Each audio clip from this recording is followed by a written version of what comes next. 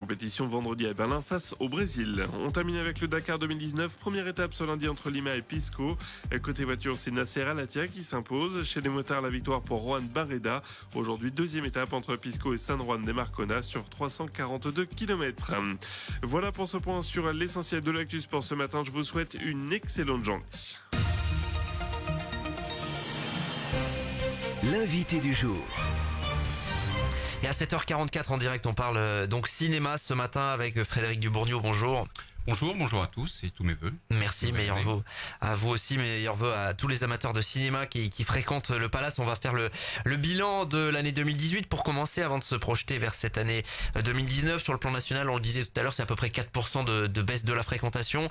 C'est à peu près pareil à Montluçon en fait. Oui, on est un peu plus de 4%. Bon, après, il faudra finaliser véritablement. Mais bon, c'est la tendance. Et nous sommes à peu près à 5% de baisse de fréquentation. Donc, on reste sur la tendance de la moyenne exploitation sur des villes comme les nôtres. 170 000 entrées à peu près, c'est ça? On est à 171 400. Ouais. On a arrondi à 170 000. Alors, comment on peut expliquer cette baisse qui est pas dramatique évidemment et qui est donc ressentie sur le plan national? Alors, qui n'est pas dramatique, mais c'est la deuxième année quand même qu'on est sur une baisse de fréquentation. Bon, sur cette année, on a eu 4 premiers mois vraiment très très forts avec les Tuches 3 et la Ch'tite Famille, Taxi et Avenger. Donc jusqu'à fin avril, on était très très bien en termes de fréquentation. Et puis après le mois de mai, avec l'arrivée du beau temps et malgré de films assez porteurs tels que Solo, le spin-off de Star Wars, le mois de mai était en chute. Le mois de juin, où là le beau temps s'est stabilisé avec l'arrivée de la Coupe du Monde, nous avons fait le pire mois de juin depuis 1996. Et puis après, on a embrayé sur juillet et août, où il n'y a eu qu'au mois de juillet les Indestructibles, début juillet, donc les Indestructibles et Hôtel Transylvania fin juillet, qui ont maintenu la fréquentation. Donc c'était, et puis bon, j'évite, je parle pas de l'épisode vraiment grosse chaleur qui a fait que les Montluçonnais sont plutôt allés vers les plans d'eau, se rafraîchir ou dans les forêts plutôt que de prendre le réflexe de venir dans les salles climatisées. Bon, c'est une idée pour l'été prochain. Les salles sont climatisées. Oui, alors qu'aux États-Unis, la plus grosse période de fréquentation, c'est l'été, et là, c'est climatisé, comme chez nous, mais encore peut-être un peu plus grosse, parce que les climatisations américaines sont très fortes. Mais bon, comme quoi, l'été peut être porteur. Et la fin d'année, du coup, il y a eu aussi le mouvement des Gilets jaunes à partir de mi-novembre. Oui, alors septembre était très très pauvre. Octobre a commencé à redresser la barre sur la période des fêtes de Toussaint. Après, à partir de mi-novembre, en effet, il y a eu l'épisode Gilets jaunes. Alors suivant ce qui faisait entendre de manifestations sur le centre-ville, mais ça freinait un petit peu l'autre public pour descendre en centre-ville. Donc en effet, il y a eu certains samedis, on n'a pas eu le rendement qu'il devait y avoir sur nos films. Et puis donc c'était Bohemian Rhapsody qui a très bien marché, Le Grand Bain. Et puis sur les fêtes de fin d'année, là on a retrouvé quand même une fréquentation très forte entre Noël et Nouvel An avec Aquaman, Mary Poppins, toujours Astérix, Le Grinch, le petit Oscar. Il y a Rémi sans famille également qui a bien fonctionné. Deuxième année donc de consécutive de baisse. Est-ce que ça vous inquiète sur le climat général des Français vis-à-vis du cinéma ou... Alors au sein de la profession, on commence à se poser des questions. On est un petit peu inquiet en effet, puisque tout le monde est touché, que ce soit la très grande exploitation comme la moyenne et voire la petite. Donc on essaie de se poser un petit peu des questions du pourquoi. Donc il y a au niveau de l'originalité, de la création des films, on sent aussi que des fois on touche un problème sensible au niveau de la production. Et puis nous avons également la consommation de nos clients qui est plus la même au niveau du film. Et puis après il y a aussi le cinéma, s'il n'a pas de concurrence actuellement sur la ville, il est en concurrence ouverte surtout par rapport à tous les autres médias qui diffusent du cinéma. Ouais. Et donc actuellement nous avons toutes les plateformes comme Netflix qui explosent et qui est notre principal concurrent et qui nous fait du mal, et dont certains films comme Roma récemment est sorti directement sur Netflix, et le prochain Scorsese ne sortira pas au cinéma, il sortira directement sur Netflix. Donc là c'est la problématique qui se pose à nous. Et puis nous avons ce deuxième problème qui est surtout l'avancée de la technologie. Nous avons passé, il y a 10 ans, nous avons basculé sur le numérique. Nous arrivons déjà au bout de 10 ans à avoir des problèmes maintenant avec nos cabines qui avant en 35 mm pouvaient durer 40 ans. Et là, au bout de 10 ans, nous sommes certainement peut-être déjà à la fin des premières générations de cabines numériques et il va falloir réinvestir. Et on est un petit peu, on voit qu'entre la grande exploitation qui a des financements beaucoup plus simples et rapides que nous, peuvent se permettre de tout rechanger. 14 salles d'un coup, alors que nous, on n'a pas la surface financière pour le faire. Donc, il y a des vraies questions. Un plafond de verre qui commence à être au-dessus de nous et qui nous inquiète fortement.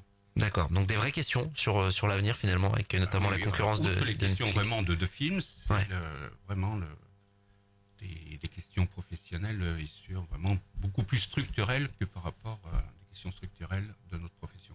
Puisqu'on était sur l'équipement, qu'est-ce qui est prévu en termes d'investissement en 2019 au Palace ? Donc là, j'ai fait une première phase sur le mois de septembre sur le changement de fauteuil moquette et puis de la salle 1 et de la salle 2, en espérant que le premier semestre soit fort, comme il doit l'être sur le papier. Donc on attend de voir un petit peu. Ça pourrait me permettre, dès le mois de septembre, soit de refaire entièrement la salle 3, ou soit de faire les 3 si les budgets me le permettent pour remettre l'ensemble du site au niveau des salles nickel. On rappelle qu'on parle du bilan du Palace en 2018 ce matin en direct. Le box-office justement, est-ce que vous avez une liste finalement des films qui ont cartonné ? Pour nous, c'est à peu près le même que le national, sauf qu'il sur certains rangs est inversé. Mais le premier, ce sont les Tuches, La Ch'ti de famille, Taxi 5, Les Indestructibles et 50 nuances plus claires. Donc voilà le top 5. Alors les Tuches, c'était quoi ? C'est 10 000 entrées à peu près ? Oui. Tout à fait, 10 000 entrées pour les Tuches, La Ch'ti de famille 7 000, Taxi 5 005, 5 000 pour les Indestructibles et 50 nuances 4 006. Top 3 uniquement composé de comédies françaises. Oui. Ça correspond finalement à ce que le public aime localement. Aime localement, c'est notre cœur de cible et ces 3 films étaient sur les 4 premiers mois. Donc, ils sont restés tant au niveau de Montluçon qu'au niveau national tout le temps à leur place depuis 10 mois. Classement figé dès le début d'année. Dès le début de l'année. C'est ça. C'est la première année où on n'a pas de film en France qui arrive vers les 10 millions d'entrées. On est à 5 millions, voire 5 millions et demi. Alors que d'habitude, on a toujours 2-3 films qui sont à plus de 10 millions d'entrées. Donc là, on sent bien qu'il y a vraiment un gros problème il a manqué de locomotive, alors qu'il y a de plus en plus de films qui sortent chaque année. Donc c'est là où ça devient aberrant et il y a des semaines où on ne sait plus où mettre les films. Et puis on passe des films des fois pour passer du film. Ouais, ça veut dire que les salles restent vides sur certains films. Justement, on était sur les tops, les flops. Est-ce qu'il y a vraiment des choses qui n'ont pas du tout marché ? En français, on a eu Bécassine, Les Aventures de Spirou, et puis le dernier dessin animé d'Ilili à Paris, qui malheureusement n'a pas fonctionné. Au niveau américain, on a surtout Robin des Bois, Skyscraper et Ocean 8 pendant l'été, qui était un peu le film justement qui s'est un petit peu planté suite l'après-Coupe du Monde et le beau temps et qui n'a pas trouvé du tout son public. Son public, oui. Vous le disiez, sur 2019, il y a des choses intéressantes à venir. Justement, ça va être un vrai test pour savoir si il peut y avoir un rebond en matière de fréquentation de cinéma, parce qu'il y a des choses intéressantes. Déjà, fin janvier, il y a qu'est-ce qu'on a fait encore au Bon Dieu ? Qu'est-ce qu'on a encore fait au Bon Dieu ? Alors, vous aviez fait une avant-première. On a fait une avant-première le 1er janvier qui était complète, donc c'est de bon augure pour la suite. Après, nous aurons des films comme... ça va être une grosse année chez Disney. Il y aura Dumbo. Il y aura par la suite Aladdin, également en mars et mai.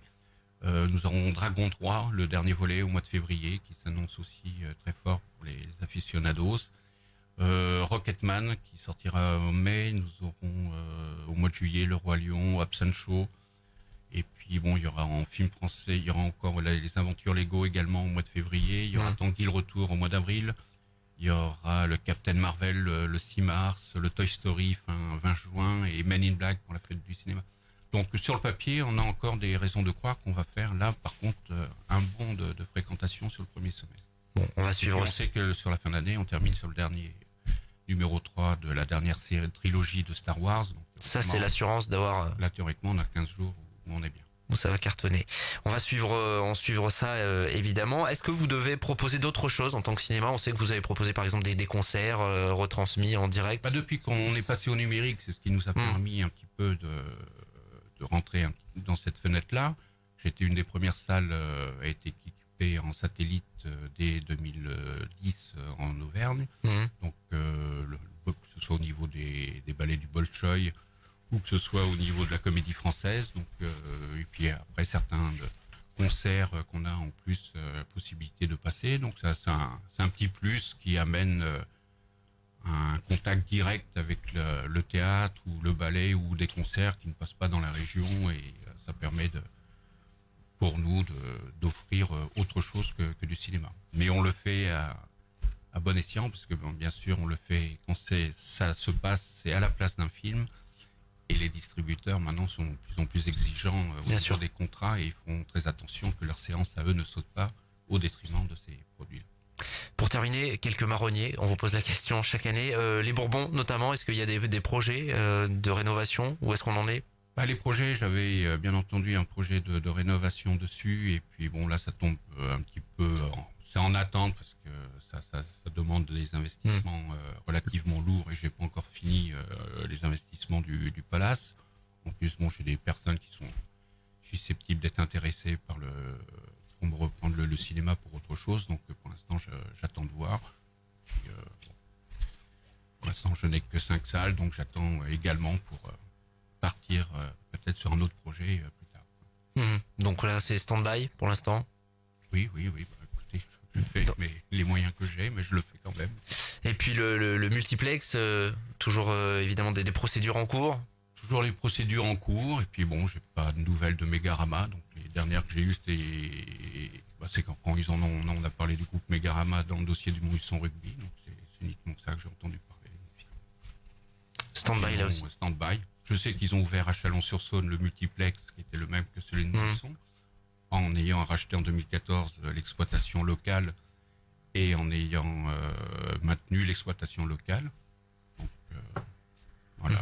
Il a fait la même chose à Lons-le-Saunier, et il le fait également à Boulogne-sur-Mer. Donc, une façon de faire sur d'autres villes et une autre façon de faire sur Montluçon. Donc, c'est toujours un petit peu. Et comme ça fait 10 ans que maintenant je commence à être habitué. Une rapide dernière question d'auditeurs, notamment qui suivent ça via notre page Facebook, qui demandent notamment si pour pallier parfois à la baisse de fréquentation, on peut imaginer des retransmissions d'événements sportifs en direct. Est-ce que c'est quelque chose de jouable? L'événement sportif est beaucoup plus compliqué puisqu'il faut avoir des droits.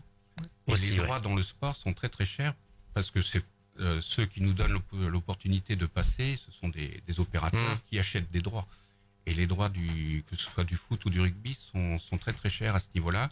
Donc ils ont essayé rugby, je sais que j'ai un collègue chez Pathé à Lyon qui l'a fait sur le rugby à l'époque avec le Munster contre l'ASM, je crois.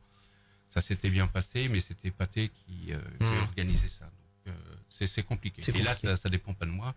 Il faut un opérateur qui nous le propose, et à des prix quand même qui restent après pour le client acceptables. Merci Frédéric Dubourgneau. Je vous en prie, c'est moi qui vous remercie. D'être passé à notre micro ce matin. Il est 7h56, on va continuer le Good Morning Montluçon dans un instant. L'invité du jour.